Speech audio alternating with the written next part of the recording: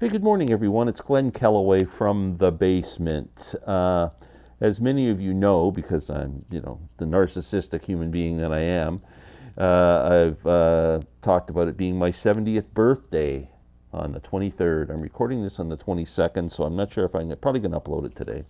Um, I have been racking my brain trying to figure out how to put this in perspective.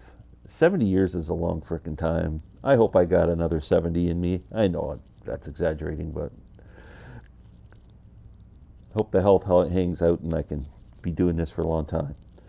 Anyway, so Melinda, I've been trying to figure what to do. I wanted to kind of reflect on albums that were important to me in my life, or musical events, or something, and people, and how it all tied in. And I've been trying to think of doing it through records. And then Melinda Murphy, timing is everything, just put a video out called 25 I hope I'm saying that word right, quintessential albums in her life, important albums to her. I went, okay, that did it. That sealed the deal. So thanks, Melinda. Um, so it really, I feel like I have been passionate about music from the day I was born. I don't remember a day of my life without being in love with music. Whether being like a really small kid and hearing my mom's Harry Belafonte records and soundtrack albums from the Broadway shows and stuff like that, where I didn't dig that music, but I was more than aware that it was on a record player. And the first thing I fell in love with, believe it or not, was Al Jolson, because I saw the Al Jolson story on TV, the movie, when I was like a little kid, and I had Al Jolson albums. So things really changed for me. I'm going to say 62, 63. I started to hear people like Gene Pitney and stuff like that. I was getting into the pop charts. And then 1964 happens and the Beatles come along, and that changed my life. It really did in so many ways. Musically, the way I thought, the way I dressed, the way I acted, the things I did to emulate these four people. And the first time I saw the Beatles on Ed Sullivan in that February Sunday night at my aunt and uncle's house. I still remember sitting on the floor in front of the TV, my aunt and uncle, my mom and dad on the couch behind me, kind of laughing at the whole thing, and I was all excited. And I'll tell you, for some reason, John Lennon, I just gravitated to him, and he became the first idol I ever had in my life was John Lennon, and still today. I mean, December 8th, 1980 is still like one of the saddest days in my life. It still brings a tear to my eye 40 some years later.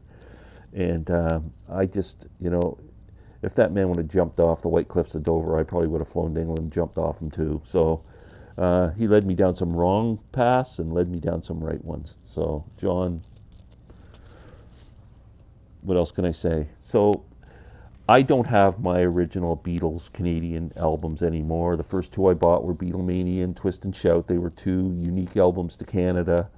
Um, the closest I got, just to use as a prop, is with the Beatles. So they were the two albums I bought.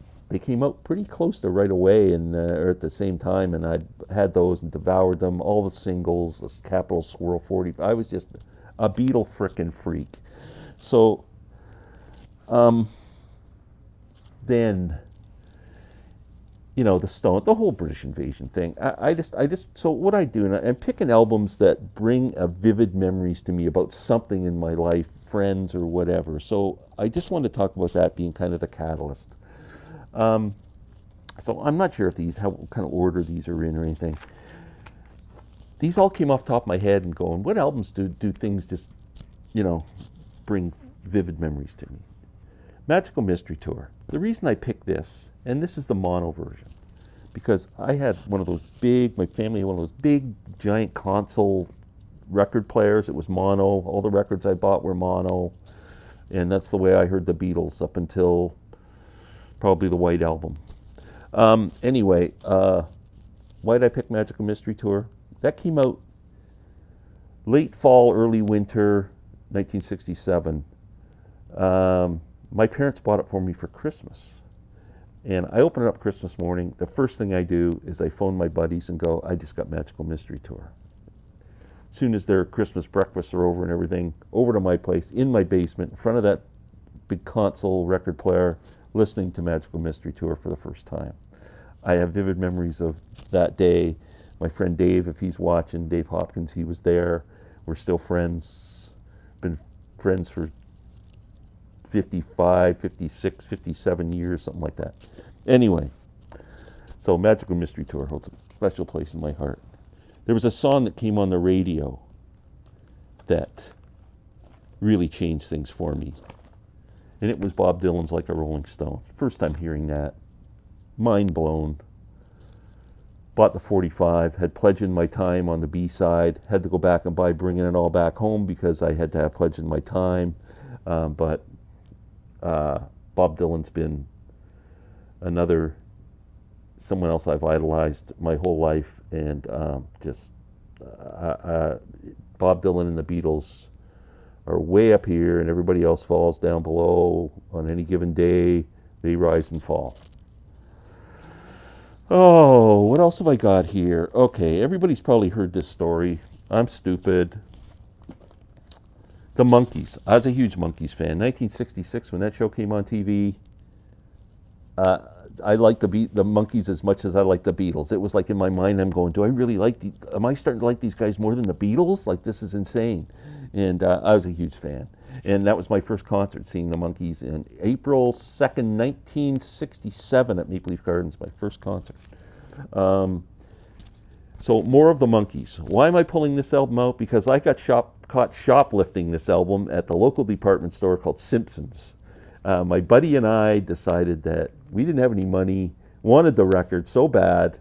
We went into the store, we bought a Simpsons shopping bag. It was like it had the logo of Simpsons on it and had a brown handle, rope handle, and I think you put like a nickel in the machine and got we had a nickel for the bag, though we didn't have the money for the record.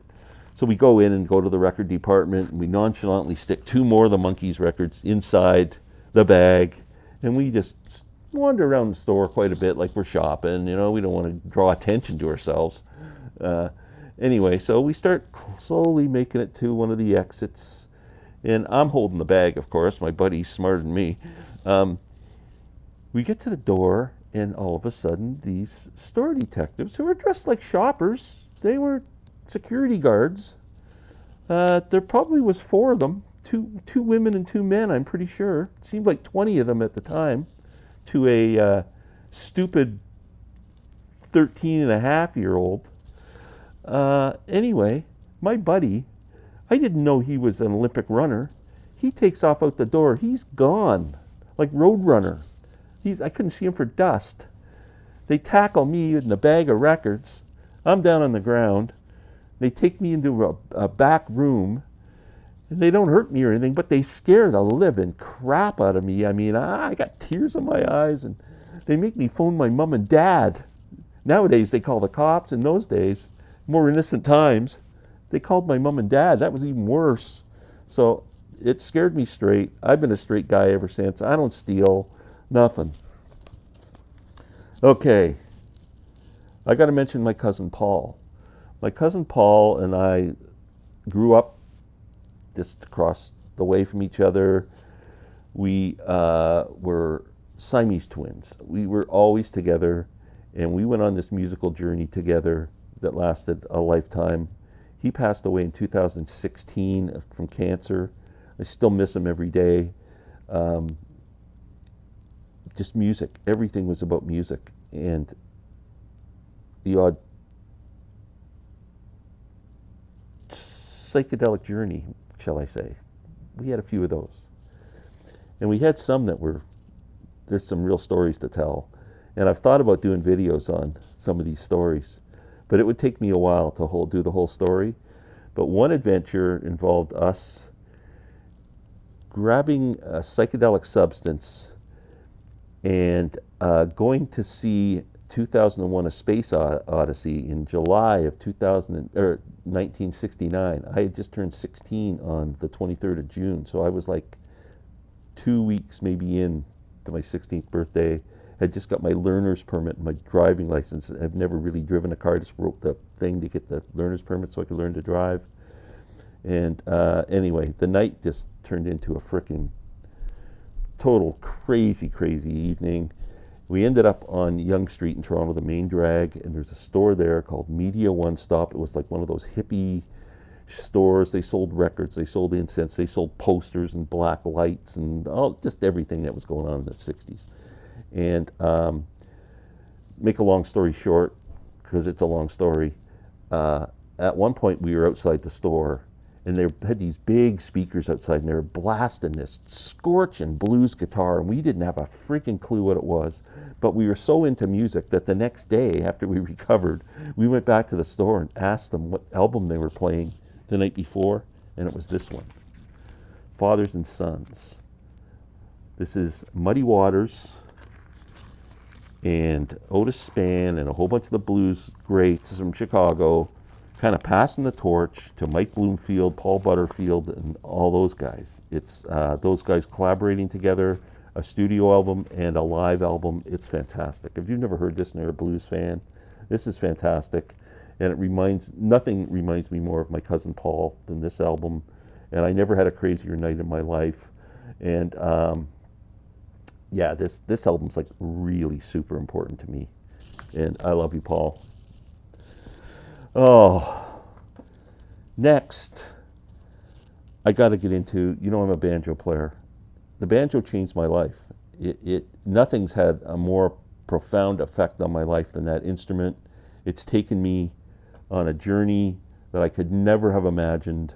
I've played it all over Alberta. I've played it all over Southern Ontario. I've played it at so many parties and Legion halls and pubs and weddings and banquets and jam sessions. I've met so many people and been in about, I'm going to say, at least 4 or 5 bands with it that really I have such memories, and it's just so important to me. And there's 2 records that really had a lot to do with me falling in love with this instrument, so I have to mention those. And they would be Led Zeppelin 3, because I didn't fall in love with the banjo because of the Beverly Hillbillies. Gallows Pole has a banjo part in it. That was the first time I really went, whoa, that works outside of the country bluegrass world. And then this album, Bernie Leadon. This is like almost like a bluegrass album, but a country rock album. My favorite Eagles album, one of my favorite albums of all time. Bernie Leadon's playing on this is amazing. I'm 21 is on here, and there's some great tunes on there with Bernie's playing. Those 2 albums, plus a guy named David Bromberg and his band, were really influential on my whole musical journey. And then my 2 heroes, and I don't know how many times you guys got to meet your heroes, but I got to meet both of mine and spend time with them. And one, John Hartford, great stringed instrument player, fiddle, banjo, guitar, wonderful musician, incredible human being. I got to meet John. I took a great picture of him, and it was, he autographed it for me right there. I took that picture at Ontario Place. I don't know if you can see it very well. But anyway, John autographed that for me for Glenn. He loved the picture, and I loved meeting John. And he's another one who passed away from cancer, and miss him as a human being. Bela Fleck. I was turned on to Bela Fleck very early in my banjo playing life. 1978 or 79, I took lessons from this young guy who was just a friggin' monster musician. And he knew of Bela, and he said, watch out for this kid in New York. And I started looking out for him, and Bela was playing in a band called Tasty Licks out of Boston, and then he started this band called Spectrum, and I was at a bluegrass festival in 1979, I think. At the same time, Bela put out his first solo album, which is called Crossing the Tracks. I don't know why I ever sold that vinyl, because you can't find it anywhere. If I could find it, I would love it. If anybody ever sees Bela Fleck Crossing the Tracks on vinyl, call me. played that album. Now, he did a version of Spain, the Chick Corea / Miles Davis Sketches of Spain, that whole melody. Da da da da da. It's just the most beautiful song. And Miles Davis did a whole album around it. And I asked Bale about it too. I got a chance to meet him at that festival. Drove in a car with him actually, and asked him, "Has Korea ever talked to you about this?" Like, I didn't know Bale had met any of these monster musicians, and he said, "Yeah, he actually got a note from him that he really liked the version," and that turned me on to jazz. So Bale opened up a whole world for me, and I got to meet Bale a few times. And again, if you get sometimes you get to meet your heroes and they disappoint you. Sometimes you get to meet them and they're more special than you ever imagined. And Bale is that type of human being. And if he played any other instrument beside a banjo, the whole world would be listening to these albums. Bela Fleck and the Flecktones. I'm going to show Flight of the Cosmic Hippo. Amazing. Okay, where are we going now? Let's get into 1982. My first daughter was born, Andrea. A very special year for me. The album that came out in 1982 that I was all over was Paul McCartney's Tug of War. That's the one I remember from that. This is a great, it's one of my favorite McCartney albums, actually. The only thing is it's got Ebony and Ivory on it, which one of the reasons I was excited about getting it, because I was a big Stevie Wonder fan and McCartney fan, but I was disappointed in the song. I just think two guys with that much talent could have done better, but hey, it works. And yeah, fantastic record. And I didn't accomplish too much in my life, but I brought two amazing children into the world. My daughters, Andrea and Stephanie. 3 years later, in 1985, my second daughter, Stephanie's born. What's the big album that year?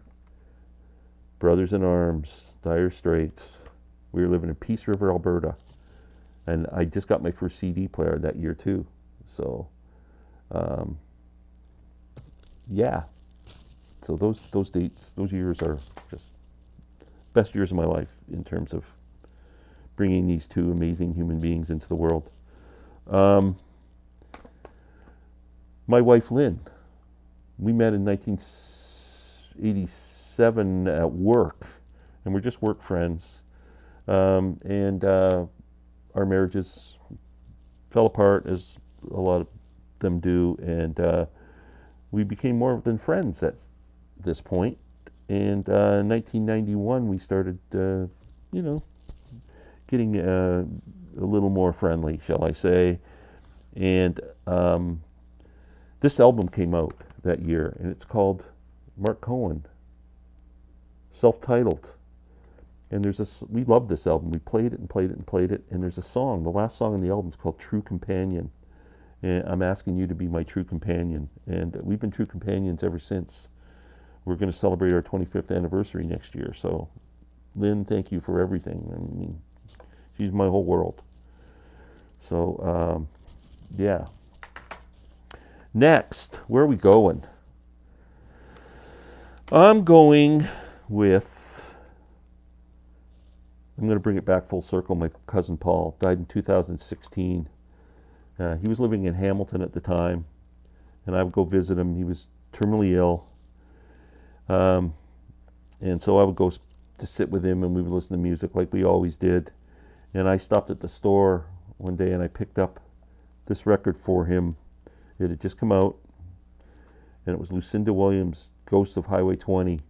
Now, I'd bought it, and I just thought he'd like it. I really didn't delve into it too much, but this album turned out to have a lot of meaning, because this album deals with a lot of death, because Lucinda lost her dad, and a lot of the songs, like there's a song called Death Came, The Doors of Heaven, A Place in My Heart, Dust. It's really an emotional record, and Paul loved it. I think he got some kind of soothing feelings from listening to it and understanding the journey he was going on, and it just, yeah. So when I play this album, I think of Paul. Oh, let's go back to the girls again. They're both big music fans. I hope I rubbed off on them. I know they love the Beatles and they love a lot of stuff we love together. It's great. But we all really got into the Bare Naked Ladies. And their first concert, I think I took them to see Bela Fleck and the Flecktones once, so I'm not going to count that. We went to Massey Hall to see Bare Naked Ladies. That was kind of the concert that they were into, and it was just a great night. And what can I say? Last but not least, I didn't bring it over. There's a great band in Canada called Blue Rodeo. If you watch my friend Rob from Northern Revolutions, you know that's his favorite band. He's passionate about them. They wrote a song, and it's a title of an album too, called Lost Together. Whenever the whole family, I'm talking to my daughters and my wife, and that we're together and this song comes on, like at a wedding thing or anything, we can all sing it together at the top of our lungs. It's if we're lost, we are lost together. That gets repeated at the end, and it just explains everything. That's the way I feel about my family. We're together, and if we're lost together. And I love you all. And now, 2023, my daughter Stephanie brings us this beautiful gift. Our granddaughter, Juliet. What can I say? It's just been the most special event, and she is just a doll. She will be here later today to celebrate my birthday with me, and I can hardly wait to see her and hold her and hug her and love her. And to my daughter Stephanie, my daughter Andrea, my wife Lynn, and Juliet, my son-in-laws Daryl and Ryan, all my YouTube friends, all my physical friends that I've been around that I still get to hug and hold. And thank you all so much. And I'm going to quit rambling here. Talk soon.